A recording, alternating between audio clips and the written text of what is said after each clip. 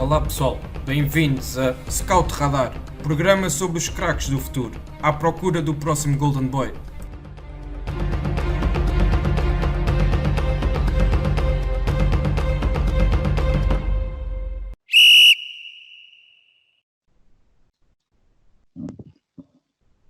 Olá, bem-vindos mais uma vez ao Scout Radar, o podcast da ProScout onde apresentamos e discutimos os craques do futuro. Hoje tenho comigo os colaboradores da ProScout André Zeferino, que faz o hat-trick de participações aqui no podcast, e o Tomé Azevedo, que é uma estreia aqui no Scout Radar. A ambos agradeço a vossa disponibilidade e a partilha dos vossos conhecimentos comigo e com os nossos seguidores durante este episódio. Como o título indica, este episódio pertence à primeira parte de uma série onde falaremos do campeonato de Sub-23, oficialmente categorizado por Liga Revelação, e dos jogadores que durante esta época de 2019-2020 se mais destacaram neste escalão. Para isso, a rampa de lançamento para a discussão surgiu através de um desafio que lancei aos nossos dois convidados para escolherem um jogador de cada uma das equipas da Liga que foram atribuídas aleatoriamente. Portanto, falaremos hoje de 8 equipas e durante o próximo episódio falaremos das restantes 8. Assim sendo, e sem mais demoras, vamos partir já para a discussão dos jogadores e conhecer que jogadores os nossos convidados escolheram. E para isso passo a palavra ao Tomé, visto que é a primeira vez que está aqui a participar e, portanto, ganha direito de preferência. Começando então por um jogador na baliza, João Valido, do Vitória Futebol Clube. Tomé, peço-te então para descreveres aqui um pouco das qualidades do João e aquilo que tu mais gostas de ver no seu jogo. Olá, antes de mais quero agradecer o convite e aproveitar para te saudar e saudar também o André, assim como aos restantes ouvintes. Como falaste, exatamente, o escolhido para a equipa do Setúbal foi o João Valido. A decisão foi difícil porque há outros jogadores que têm sido até mais determinantes na equipa, porque o João tem dividido a titularidade com outro guarda-redes, mas decidiu-se escolher o João Valido porque não é comum um jogador tão jovem estar neste patamar quando se trata de um guarda-redes. Portanto, o João é um produto da formação do Vitória, tirando uma época que passou pelo Benfica, fez toda a sua formação em Setúbal. Além disso, é internacional pelas camadas jovens de Portugal, participou inclusive no torneio de Toulon ano passado. É um guarda-redes nascido em 2000, ou seja, teoricamente ainda está no seu primeiro ano de sénior, mas na época passada já jogou no Sub-23, ou seja, neste escalão da Liga Revelação. Este ano já trabalha com a equipa principal, mas ainda não se jogou nessa equipa. No Sub-23 tem dividido a titularidade com o Josué do Verger, que é um guarda-redes internacional pela Haiti e que também tem qualidade, mas realmente o João Valido mostra aquelas características que se procuram quando se pensa num guarda-redes de topo. É um guarda-redes com boa leitura de jogo, não só nos momentos de tomar decisão de sair da baliza, por exemplo, mas também na construção de jogo. É um guarda-redes que decide e executa bem, principalmente nos passos curtos e até 25, 30 metros. Não é muito alto, tem cerca de 1,85 m, mas mostra um bom alcance. Isso vê-se noutros guarda-redes e até noutros desportos. Atletas que não são muito altos, mas acabam por compensar no alcance que têm, e o João parece encaixar nesse perfil. Além disso, mostra excelentes reflexos e uma capacidade de defesa de remates de curta e longa distância assinalável. Recomendo a quem tiver interesse que veja o resumo do jogo dele esta época em Alcochete contra o Sporting. Foi daquelas exibições que nos chamam logo a atenção e nos fazem pensar que pode estar aqui um guarda-redes especial. Aliás, o André que o diga, penso que esteve presente nesse jogo, certo? Sim, nós falávamos disso em off quando estávamos a preparar este episódio, porque eu estava lá a observar esse jogo para a ProScout, para as nossas observações e análises regulares que fazemos de todas as competições a nível nacional e não só, e recordo-me desse jogo e dele ter feito enormes defesas mesmo, em que nos nossos grupos do WhatsApp eu só dizia que defesa do João Valido, olha outra grande defesa do João Valido, e foi de facto uma grande exibição do João. E é aquilo, como disseste, que é daquelas exibições que tu percebes logo que aquele jogador tem uma qualidade, é diferente dos outros.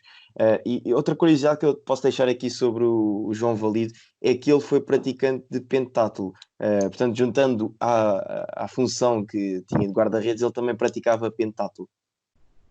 É interessante que fales nisso, porque era precisamente a nota que eu ia fazer no fim, portanto um perfil atlético aqui bastante comprovado, por isso mesmo.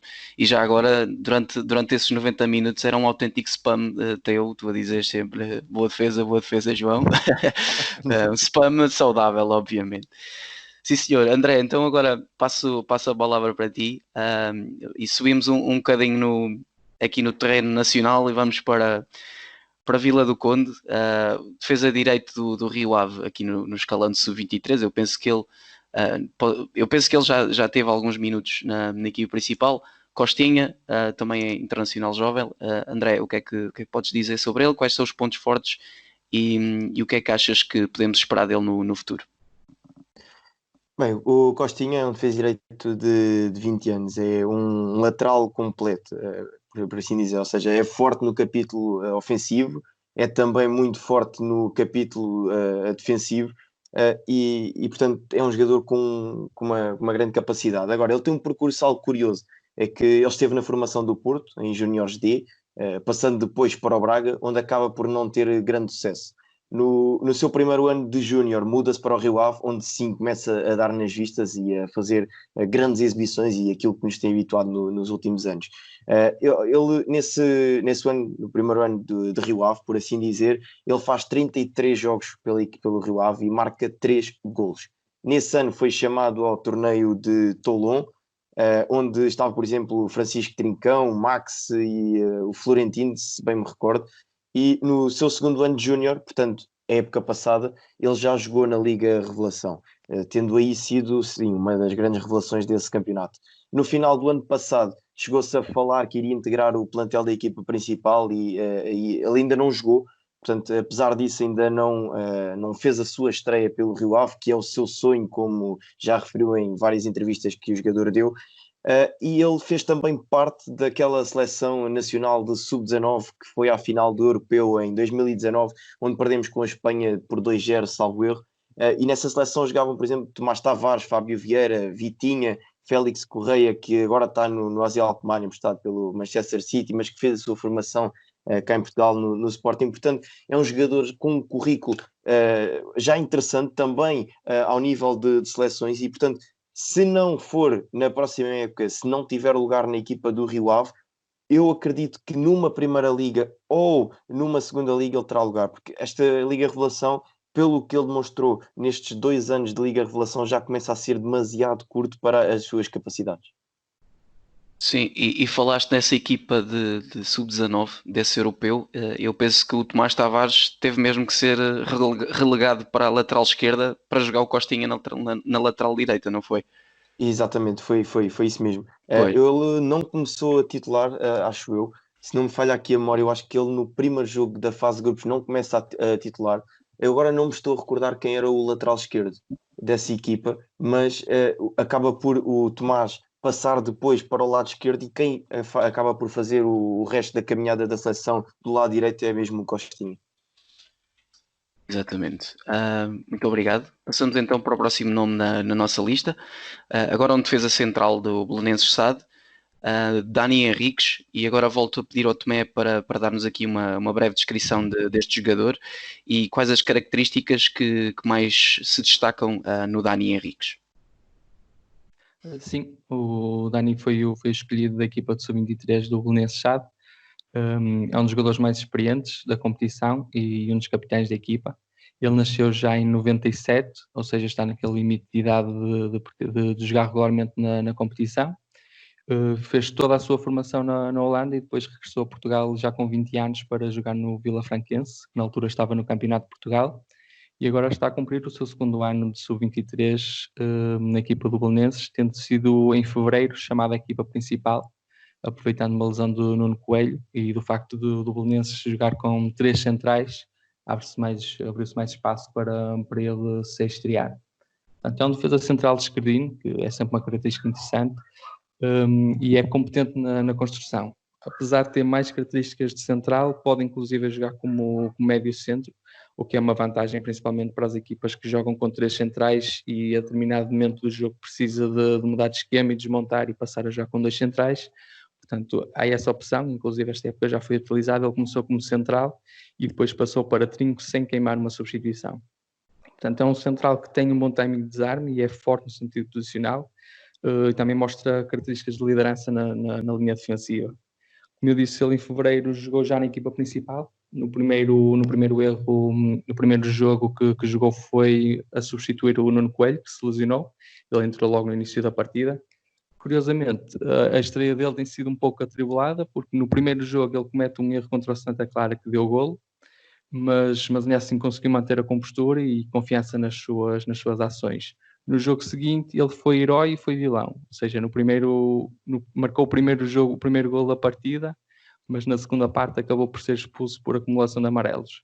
O que é de realçar aqui é que ele manteve a confiança do Petit, portanto ele cumpriu o castigo, e nos dois jogos seguintes ele foi titular, fez os 2 jogos contra o Famalicão e Rio Ave, que são 2 equipas das melhores em Portugal, e o Belenenses não sofreu qualquer golo. Ou seja, apesar daquele início um pouco atribulado, ele mereceu a confiança do Petit, e se não fosse esta paragem, provavelmente manteria a titularidade até ao final do campeonato.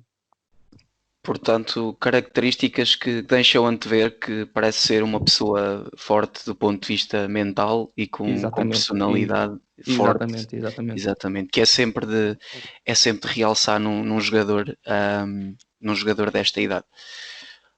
Bom, então, aqui juntando um parceiro para a defesa deste pequeno grupo de jogadores que estamos a destacar hoje, vem um jogador do Sporting, Eduardo Quaresma, jogador que também já tivemos a oportunidade de falar um bocadinho dele em edições anteriores aqui do Scout Radar, mas agora o André vai nos ajudar a perceber como é que o Eduardo se comporta no escalão de sub-23 e volto a fazer a pergunta se achas que será ele o grande central do futuro do Sporting e também da seleção portuguesa daqui a 2-3 anos. Olha, deixa-me só fazer aqui um pequeno reparo. Há pouco estávamos a falar do defesa esquerdo que tinha saído do 11 daquela seleção de Portugal e foi o Tiago Lopes do Futebol Clube do Porto. Portanto, o Tomás depois passou para o lado esquerdo e o Costinha fez o corredor direito. Agora, em relação ao Obrigado. Edu, o Edu é defesa central de 18 anos de idade e é preciso que se frise bem a idade que ele tem. Tem 18 anos. Portanto, ele foi formado na academia do Sporting em Alcochete e é uma das grandes promessas do Sporting. Ele, esta temporada, já integrou os trabalhos da equipa principal e falava-se inclusive de que poderia vir ainda a ser aposta no que faltava do campeonato, dada a chegada de Ruben Amorim e ao facto de gostar de jogar com os tais 3 centrais. Infelizmente para ele esta situação do Covid-19 não o veio ajudar, mas para mim é um jogador e um central de enorme qualidade. Ele tem uma saída de bola muito positiva e é superlativo, quer em passe curto, quer em passe longo, mas também em condução com bola. Ele tem facilidade em sair em condução desde trás e é muito interessante ver que ele ao longo dos jogos contra diversas equipas, seja equipas mais à altura do Sporting, por exemplo o Benfica nesta Liga Revelação, ou equipas com menos qualidade, por assim dizer, é interessante ver que ele consegue fazer isso com as diferentes equipas. Portanto, esse sim parece-me o fator mais preponderante no seu jogo, mas estamos a falar de um jogador que está no seu primeiro ano de Júnior, portanto tem uma qualidade incontestável e é notável que esteja a saltar patamares aqui na sua formação. Esta época na Liga Revelação ele tem sido um dos pilares da equipa do Sporting e na próxima temporada eu acredito que ele irá fazer parte da equipa principal do Sporting, dada a necessidade de Ruben Amorim querer os tais 5, 6 centrais para poder jogar com os 3 centrais de início. Acredito que o Eduardo Quaresma, dado também toda a conjuntura que o Sporting vive, o Sporting terá de apostar mais na prata da casa e, portanto, o Edu acho que aqui se apresenta como um jogador com bastantes créditos para ser a opção de Ruben Amorim. Em termos de seleções, ele é internacional por Portugal desde o Sub-15 até ao Sub-19. Portanto, aqui também já tem um currículo em termos de seleções bastante interessante. Sim, era precisamente por esse currículo que eu estava a referir, se achas que ele será jogador para chegar à seleção A. E já agora permite-me uma outra pergunta sobre o Eduardo, porque vai havendo várias discussões sobre qual a melhor posição para ele, se é a defesa central, se é a médio defensivo, como já fez algumas partidas nessa posição. Pergunto, na tua opinião, qual é que achas que será a posição onde ele vai render mais, dadas as suas características? Olha, em relação à seleção, claramente não tenho aqui dúvidas de que com o passar dos anos ele chegará mais cedo ou mais tarde à seleção A. Isso aí não tenho grandes dúvidas que isso irá acontecer. Em relação à posição, isso é uma discussão que inclusive já tivemos nos nossos grupos. Eu tenho uma opinião muito particular em relação ao Edu. É que ele é. Lá está, aquilo que eu falei dele e que ele era muito bom é a sua saída de trás, ou seja, a sua condução a partir de trás. Jogando na posição 6, ele não irá estar de frente para o jogo tantas vezes, ou seja, irá estar mais pressionado também portanto, teria de rodar em algumas situações para depois conseguir jogar para a frente. Eu acredito que ele, a defesa central, dada a velocidade que tem, a qualidade também ao nível do desarme, esta capacidade de condução de bola e passe, eu acho que a defesa central sim é onde ele pode render mais. Agora, não digo que não possa jogar a 6. Acho que a defesa central será muito, muito mais forte e poderá, enfim, ter aqui melhores resultados. Ele é um Certíssimo. defesa central que pensa como um médico, que executa como um médio, então é sempre difícil projetar onde é que ele vai encaixar mais, mas concordo com o André. Acho que a central, pela capacidade de antecipação que ele tem e de pressão, acho que vai ser o caminho dele. Mas já agora volto a frisar aqui que o André falou da idade dele. Há pouco falamos de um central que nasceu em 97 e agora estamos a falar de um central que nasceu em 2002. Portanto, são aqui 5 anos de diferença e que revela bem a maturidade que ele já apresenta e o porquê de já estar a ser tão falado. Sim, exatamente, e para ele estar em competição com jogadores de 97, por exemplo, também é muito positivo e vai ganhando bastante experiência com esse tipo de vivências. Sem dúvida. Acho que podemos então passar para o próximo jogador. Agora um médio centro ofensivo, digamos. O Bruno Lourenço, um jogador do Clube Desportivo das Aves. Jogador que também é um daqueles que já tem minutos na equipa principal e que também tem aqui bastante boas referências, com formação quase integral nos escalões do jovens do Benfica. E peço-te então, Tomé, para nos dares aqui uma overview das suas características.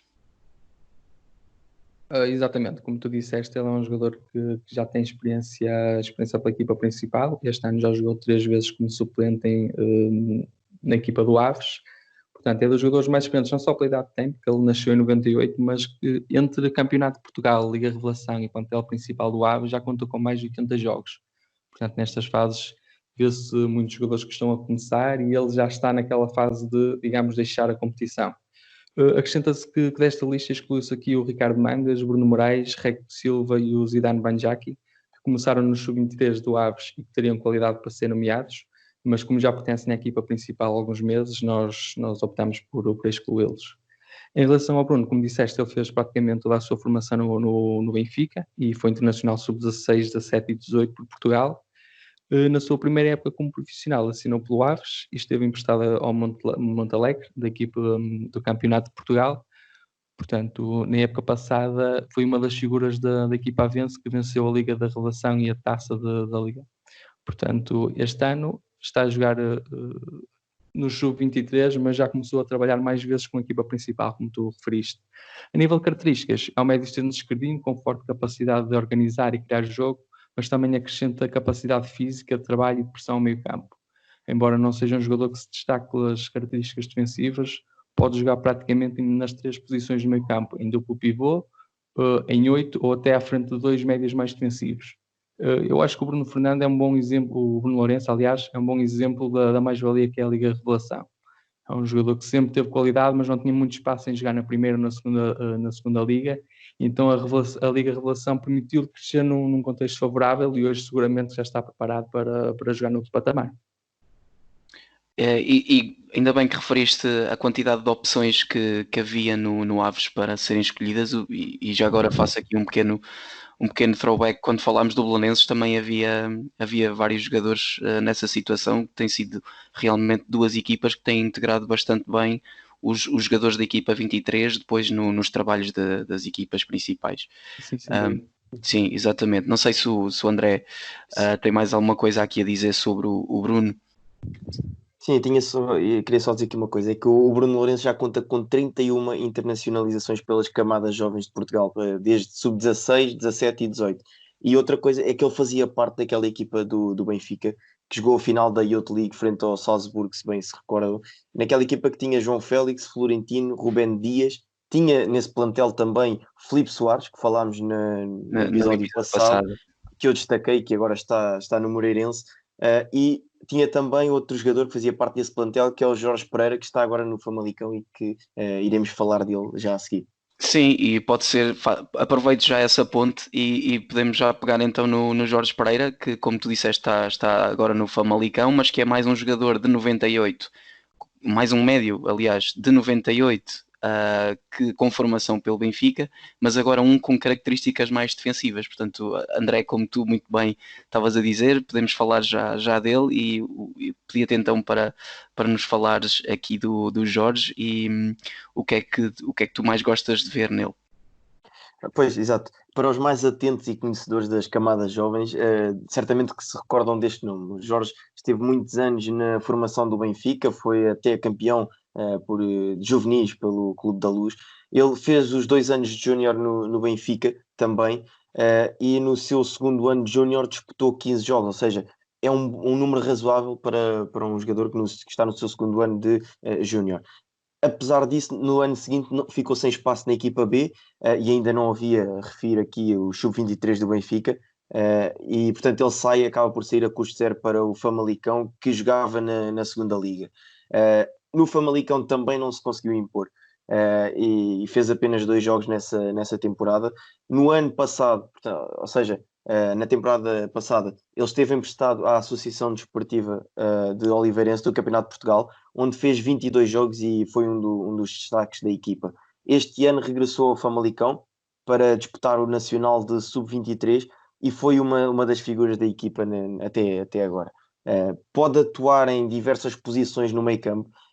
Ele pode jogar como médio defensivo, mas pode chegar mais à frente e jogar a 8, por exemplo. Ele chegou também a jogar como defesa esquerdo, porque ele é esquerdino, e chegou até a jogar na posição de defesa esquerdo. Ele é dotado de uma grande capacidade técnica, leitura e visão de jogo.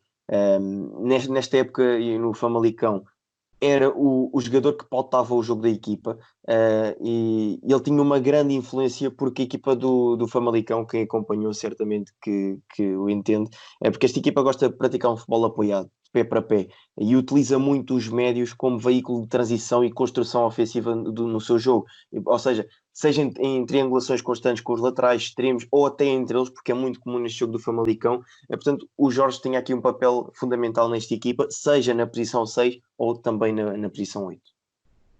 E já agora na preparação do podcast também tinhas referido o nome de Ryan Teague. Pergunto-te o porquê da tua escolha final ter recaído no Jorge e não no Ryan Teague.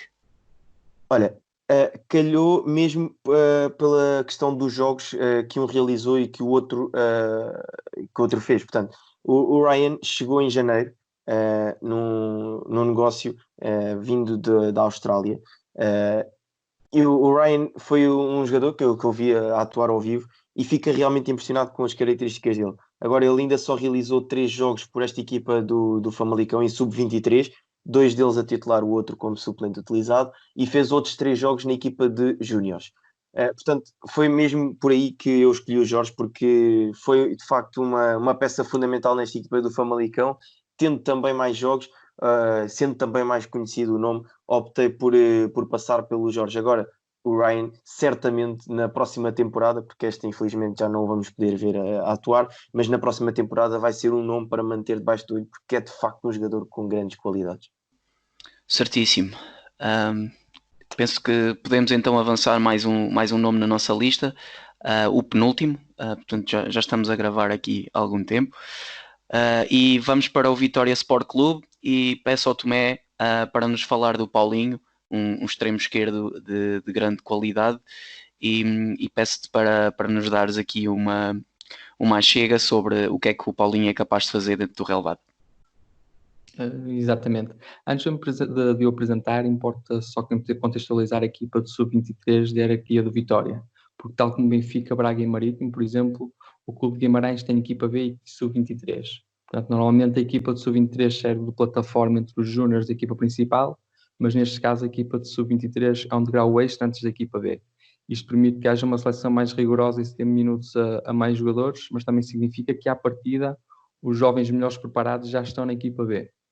Ainda assim, o Paulinho é um jogador com muita qualidade, já jogou na equipa B este ano e se surpreendia muito se no próximo ano não fosse presença regular na equipa B. Em relação ao seu percurso, ele passou por vários clubes na formação, desde Sacavenense, Académica, Marítimo. Foi o clube onde esteve o ano passado, o Marítimo, foi um dos destaques na equipa de Júnior, marcou 17 golos em 36 jogos, portanto um número sem dúvida relevante. Este ano foi contratado pelo Vitória Sport Clube e assumiu o papel de destaque na equipa de Sub-23. Em relação às suas características, eu vou aproveitar para partilhar uma opinião do treinador Abel Ferreira, que expôs numa das lives que tem surgido e que felizmente nos tem ajudado a ultrapassar este período de quarentena. O que ele defende é que nos últimos anos tem havido uma preocupação cada vez maior em ter laterais com forte projeção ofensiva. Porquê? Porque cada vez menos os extremos são desequilibradores. Portanto, se o extremo não é criativo, não é forte no drible, se não tem confiança para arriscar num para um, surge a necessidade de ter outro elemento que faça sobreposições e que dê superioridade numérica. Ora, o Paulinho é esse tipo de extremo. É ágil, é rápido, é confiante, é forte tecnicamente. É aquele típico extremo destro que gosta de jogar sobre a esquerda, partir para cima do adversário, criar desequilíbrios num para um. É óbvio que este tipo de extremos, principalmente nesta idade, perde muitas bolas, fica frustrado, mas se mantiver este perfil, eu acredito que vai se tornar um extremo que vamos ouvir falar muitas vezes no futuro.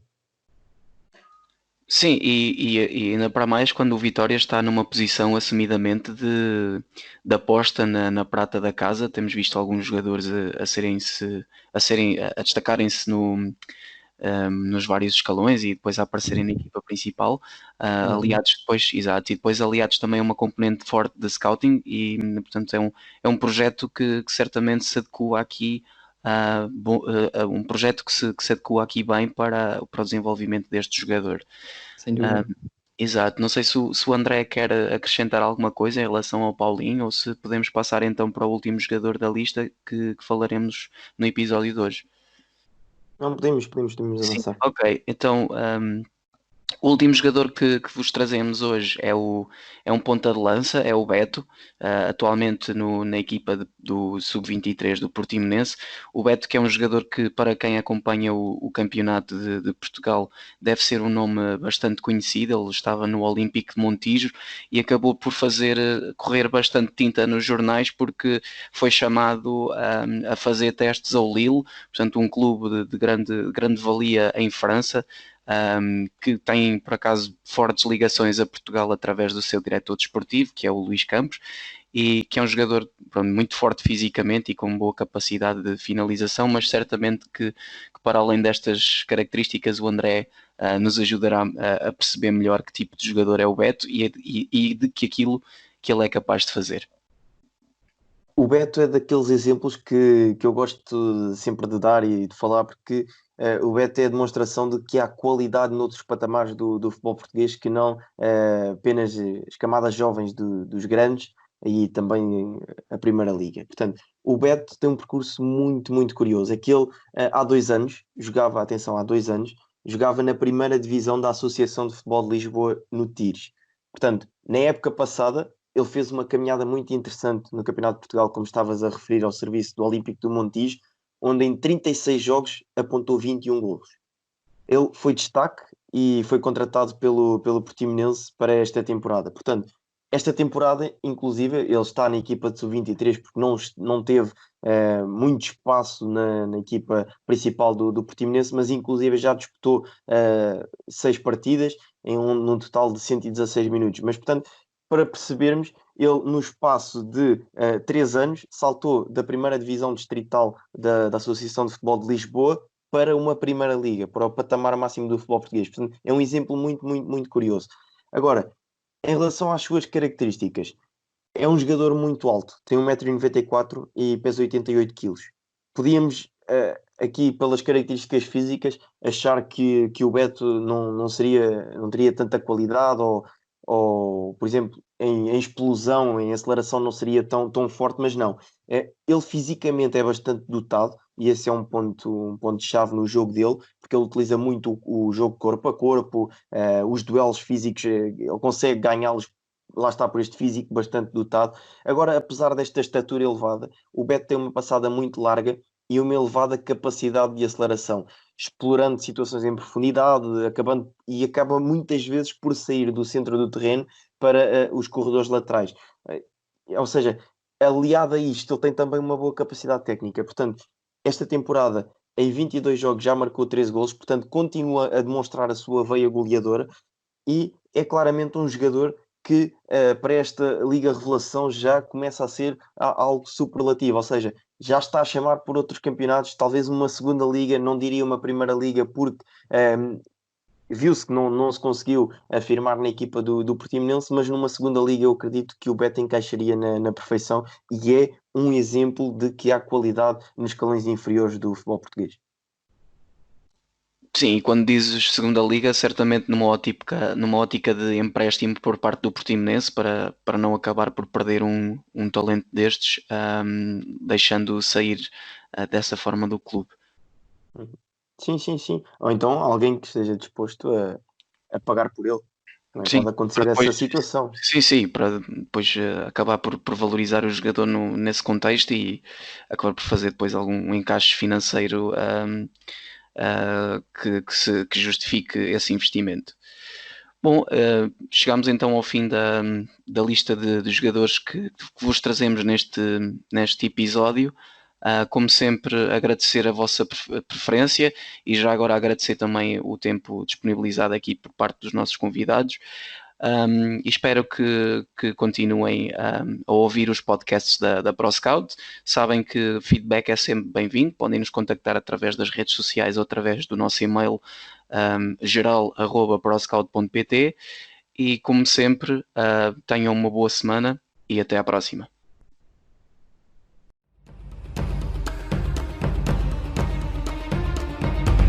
Obrigado por nos terem seguido em mais um episódio. Sigam a ProScout nas redes sociais em Facebook, Twitter, Instagram, YouTube e principalmente no nosso site em www.proscout.pt. Até à próxima!